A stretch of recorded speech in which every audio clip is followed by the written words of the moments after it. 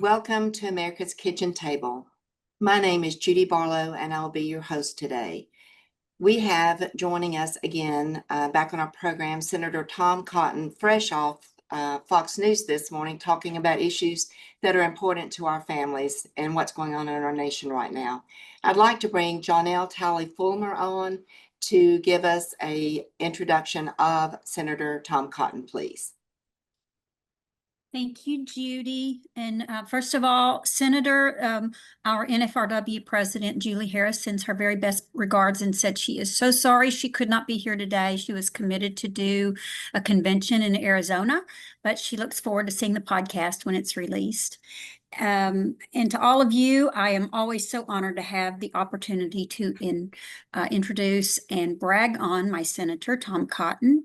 Most of you have probably already heard a lot about his background and his entrance into politics, but from growing up on his family's cattle farm in Dardanelle, Arkansas, to Harvard Law School, to leading troops through 2 combat tours in the Middle East with the Army's Infantry Division, as well as service with the Old Guard at Arlington National Cemetery, Tom then returned to Arkansas and in 2012 was elected to the U.S. House of Representatives.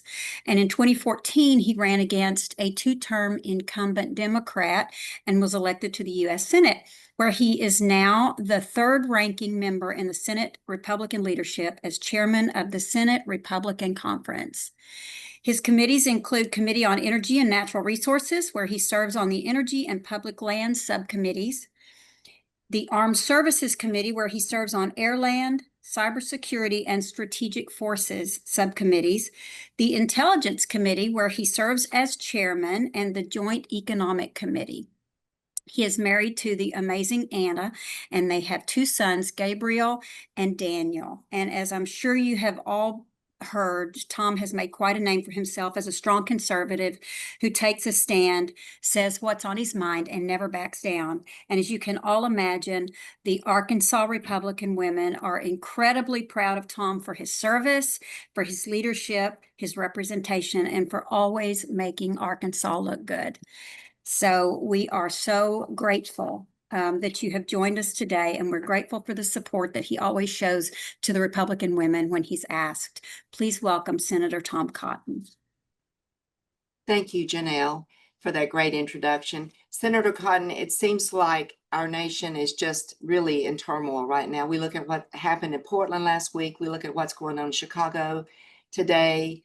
There's a wide variety of topics to cover. Let's start with immigration.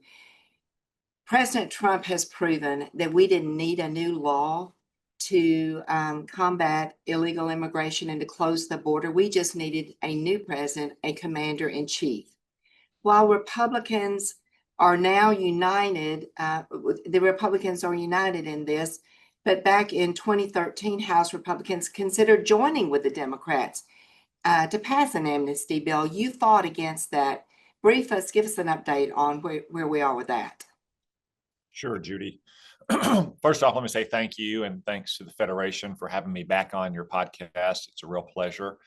Jonelle, thank you for your very kind and warm introduction. It's my honor to be your senator, and I thank you for your service to our party and your help for me in my campaigns over the years. And I did have a chance to hear from Julie this morning that she was in the air out to that convention in Arizona. So I want to thank her as well for what she is tirelessly doing to help Republicans around the country.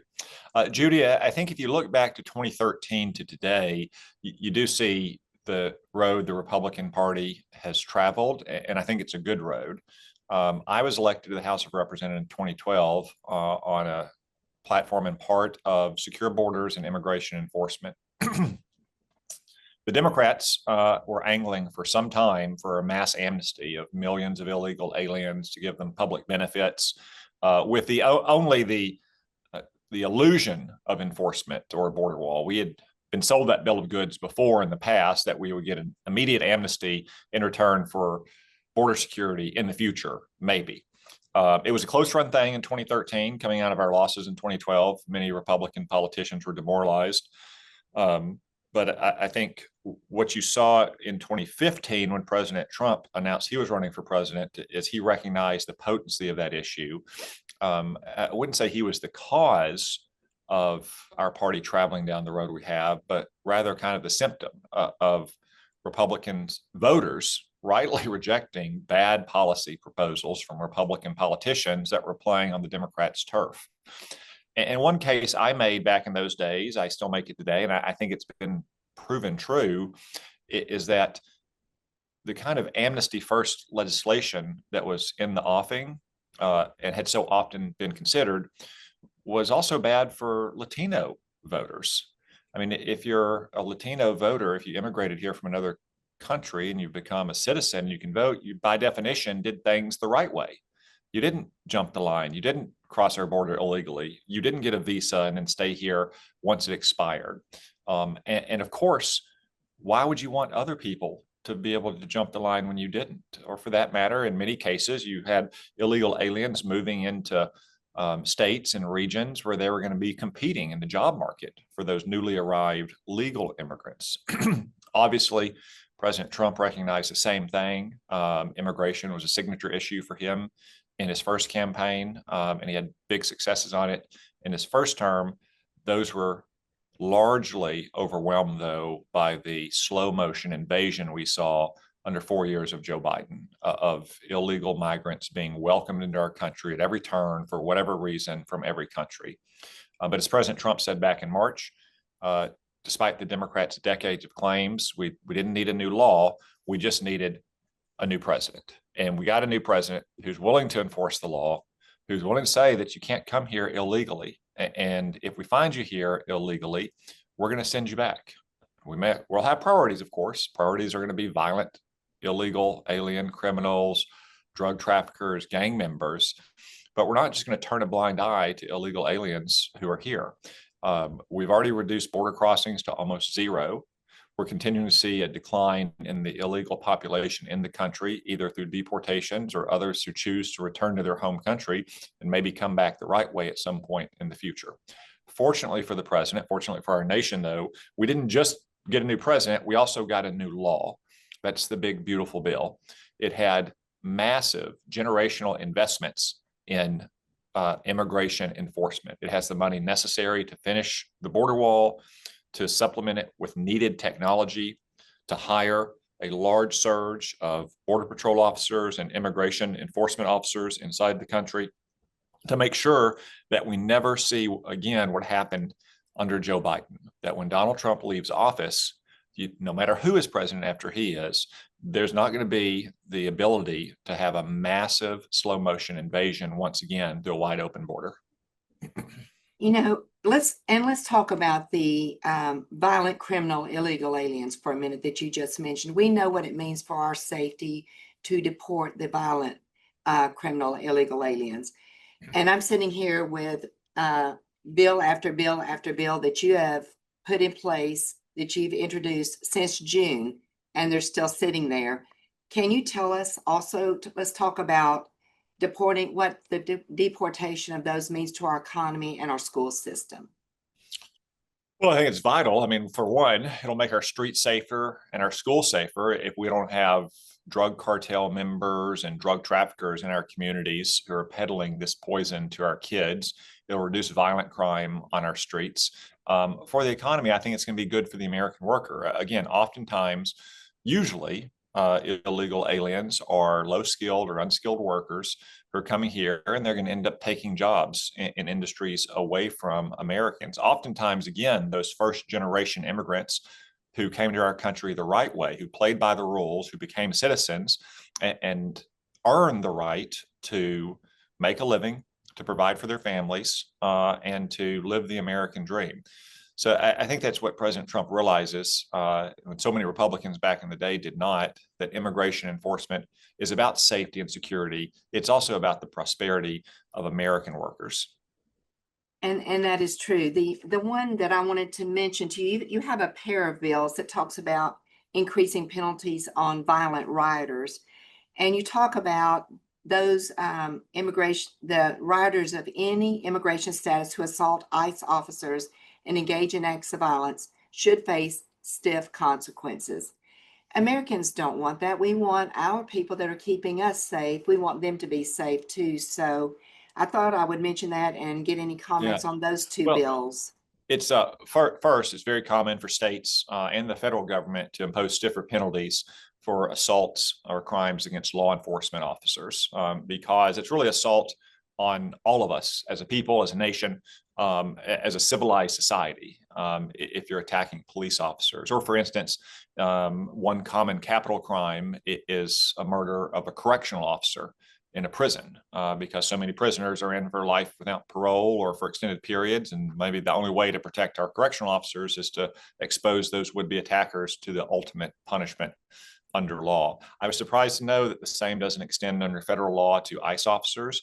And given some of the attacks and the doxing that we've seen of ICE officers by left-wing radicals, I wanted to make sure that they understood that we stood with them, that we would protect them to the full extent of the law. Judy, another bill you mentioned talks about rioting or obstructing traffic or defacing public property.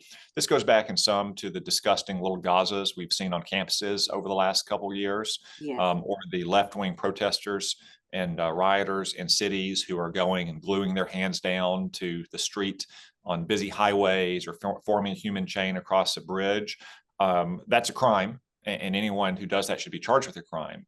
But if you do it and you're not a citizen, you shouldn't be in this country. You should be deported immediately. We shouldn't obstruct people who are going to work, or ambulances taking wounded or injured people to the hospital, or women trying to get to a hospital to deliver a child because of a political disagreement. Just like we shouldn't allow the defacing of public property or infrastructure either. So that's another important law, I think, that is just common sense. And we see this happening today in Chicago. We saw it happening last week in Portland. So thank you for what you're doing on that aspect. Let's move over to economy and talk about economy for a minute. And that is top of mind also along with immigration and the border. Let's talk about the one big beautiful bill. I mean, that was a great piece of legislation that you guys passed, and you were instrumental in helping to get this passed.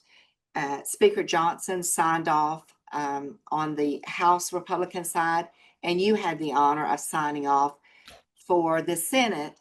But not only, you weren't just signing off for the Senate, you were signing off for the everyday average American that we're talking about right now, for all of us and our families. Let's talk about what that bill means to the hardworking American families, and what's your favorite part of that bill? Well, Judy, it's so big and it's so beautiful. It's hard to say what the favorite part is because it means so much. But if you just think about like your normal family in Arkansas, their taxes are going to go down by thousands of dollars, however they earn their money, however they put food on the table. And they don't have to worry about a tax increase in the future because all of those tax cuts are permanent. And then you can look at specific industries. Let's say that you're a waitress or a bartender and you work for tips. Or you're in a job where you work a lot of overtime. Let's say you're a senior citizen who gets Social Security and is on a fixed income. You're not going to pay tax on tips or overtime or Social Security in many, many cases. Most Arkansans now use the standardized or the standard deduction. So they don't itemize the deduction and lay out mortgage interest and charitable contributions, to cite just a couple of the most common ones. But we added a charitable deduction. So hardworking Arkansans who do tie to their church, for instance, or maybe contribute to a local food bank or crisis pregnancy center, will also be able to deduct their charitable contributions above the line, as it's referred to, even if you don't go through itemized deductions. So these are things that all families will benefit from. There's obviously parts of the bill that are going to be very important for parts of our state, different parts of the country, because it united all Republicans. And it wasn't something that the media wanted to focus on. We passed a new farm bill. I like to call it the Bozeman Farm Bill because my counterpart, John Bozeman, is the Agriculture Committee chair. That's going to cut out some fraud and waste in the food stamp program, while also giving our farmers the risk management tools they need starting next year, during next year's farm season, to try to counteract the difficult climate they face right now because of Joe Biden's inflation, and because of bad regulatory policy in the past that have driven up so many costs for them. That's very important for Arkansas farmers. We have a record investment in our military, which is not just important for our troops, but for all the great Americans who work in our defense industry, providing them with the tools, the munitions, the ammunition, the weapons, the ships, the vehicles, the aircraft that they need to include thousands of people in South Arkansas and around our state. So it is a big, beautiful bill. It's hard to specify one great part, but no matter where you live or what you do or how you earn a living, I think you'll see a lot of benefits coming from the big, beautiful bill. So let's talk for a few minutes about the Schumer shutdown. You were just on Harris Faulkner, I have that up on the screen behind me, talking about Schumer, and he seems to be more afraid of AOC and that far left radical movement, and his concern for the American people. They are still, the Democrats, the Democratic leadership, let me put it that way, is still out of touch with reality. So speak to us on that and give us, I mean, what they're asking for as opposed to that clean bill that you guys passed, eliminating healthcare in rural areas, taxpayer benefits for illegal aliens, 1.5 or 1.7 trillion in new spending when we are already so far in debt. What are your thoughts on that? Yeah. Well, Judy, you're right. This is the Schumer shutdown. Chuck Schumer is refusing to support a simple, straightforward funding bill that has no partisan poison pills, that has no gimmicks or tricks up its sleeve, that would simply fund the government until the week before Thanksgiving.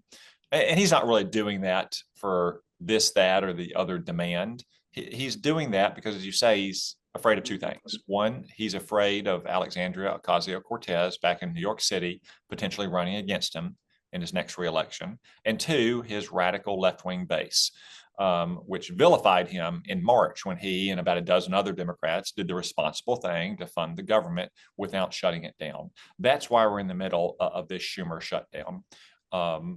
Now, they want to make it about healthcare. It's not about healthcare. If you want to talk about healthcare, though, you can point out, as you did, Judy, that their funding bill would cut $50 billion from rural hospitals. Another important part of the big, beautiful bill that we just enacted 3 months ago to help our struggling rural hospitals. And they would use that money to pay for healthcare for illegal aliens. But it's not really about that in the end. It's about Chuck Schumer being afraid of his own base, and that base embodied in Alexandria Ocasio-Cortez. So we've been clear in the Senate for now 6 days, and long before that, frankly, that there's nothing to negotiate here. We have no demands. We're not trying to trade this for that. We simply want to keep the government open, and since last Wednesday, reopen the government, because our troops deserve to be paid.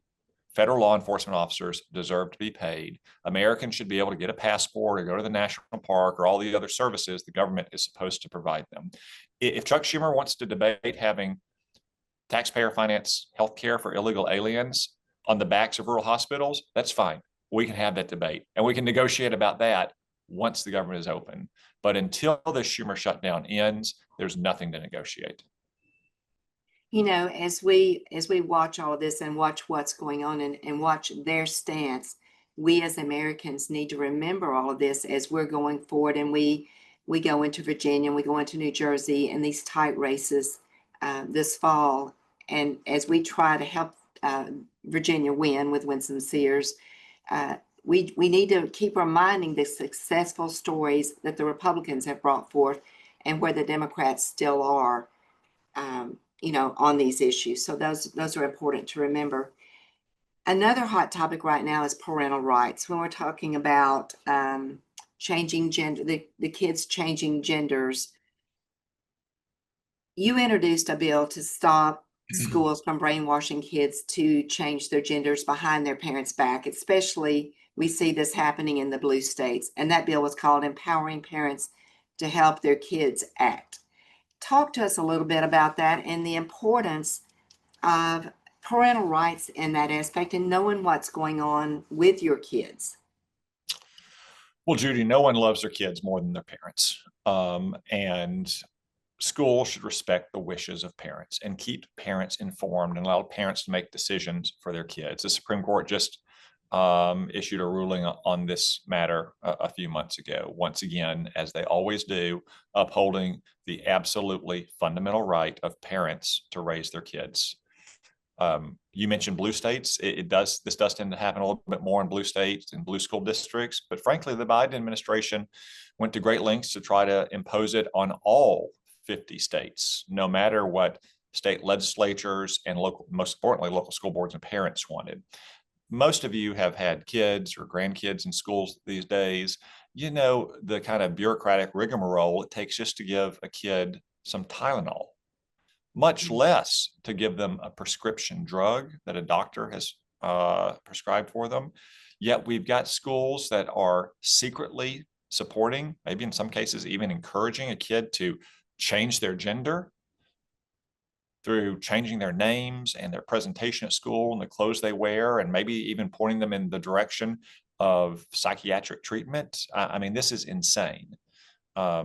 Bureaucrats in school districts, and certainly in the Department of Education in Washington, should not be overriding the wishes of parents, and they should be compelled to keep parents informed of exactly what's happening in their kids' school. You know, that goes away from we put our kids in school for education, not to raise our children. So those are your comment was schools should never be allowed to impose radical, harmful ideologies on children, and that's very true. So thank you for your support on that. Let's go ahead and open up for questions. I have a couple of questions that have been sent in. One of them is from Valerie Jo Rimley. How should Republican women respond to the media's portrayal of this Schumer shutdown? What is your advice on that? Well, first off, make sure you call it the Schumer shutdown. And that's not just because it's true, but I've learned recently that it really gets under his skin as well. So the more he hears it, the more he doesn't like it. In fact, I learned that a couple of weeks ago, he stomped over to our side of the Senate to berate one of our great Republican women in the Senate for calling it the Schumer shutdown, and that she was a liar. So usually in politics, as in life, a hit dog barks. So if he dislikes it that much, make sure you're calling that. And if you're going to be on your local TV or talk radio or podcast or on your newsletters, make sure you refer to it as Schumer shutdown. So we remind him that he's not getting away from that. But also, just as I said, Valerie, you just need to reinforce the basic facts. We don't have any extravagant demands. We're not introducing a novel or extraneous policy debate into a government funding debate. We simply want to fund the government and keep it open, and we can debate whatever the Democrats want. They're all bad ideas, and they're all political losers for the Democrats, but that's what they want to debate. That's fine. We can have that debate after the government is reopened and after our troops are getting paid and our law enforcement officers are getting paid, and your kid can go get a passport if he's about to go abroad as a missionary, and all the other services the federal government is supposed to be providing for you. Okay, and our next question is from Pamela Ragor, and I hope I'm pronouncing your name right, Pamela. How do we combat, Senator, the narrative from the left that illegals are filling jobs that Americans refuse to do or don't want to do? Well, the way I've always responded to that question, going back to that debate in 2013 that we talked about, is there really is no job that Americans want to do. If you look at the labor data, almost all jobs are majority, sometimes super majority, filled by native-born Americans. I understand in some parts of the country, there are certain jobs that are majority immigrant labor. I understand that, but that's not the entire country. And I would add that I believe that most Americans are hardworking, and they believe in rolling up their sleeves and putting themselves to work. And if you pay them a decent wage, they're going to do any job. It would also, as I've made this point a lot, be better if able-bodied men had to work. If you're a grown man and you're not in school and you're not disabled, you need to work. That means we need to have much stricter limits on things like food stamps and welfare and housing subsidies and energy subsidies. We want to provide that safety net for people who are down in the luck and need a hand for a little bit of time, or especially for young families with children, which, by the way, the Democrats are about to force the Women, Infant, and Children's Nutritional Program to run out of money probably as soon as this week. But we don't want to subsidize layabouts and deadbeats and freeloaders.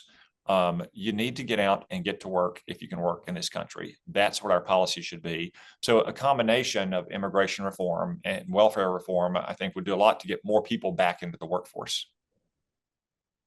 You know, those are really good points. And it reminds me of what our Republican Party stands for, and that's faith, family, and freedom. And when we look at the issues that are important to our families and to our faith and to our freedom, you guys are just knocking it out of the ballpark with all of the bills and the legislation that you continue to work hard on. So thank you for that. Is there, let me see, we have many more questions, but we are running out of time. So I'll try to get a list of these questions to you and see if we can get some answers back to some of our members on this.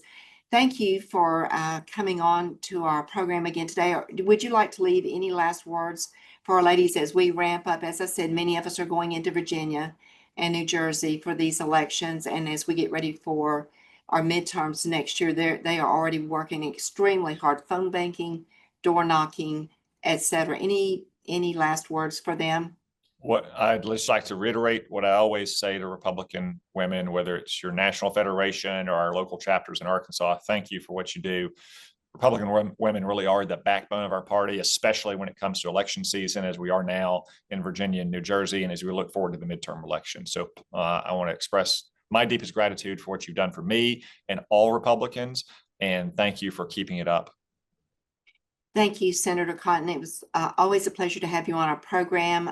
Good luck with the Schumer shutdown this week, and we hope to get some resolution on that soon. Thank you. Thank you, Judy.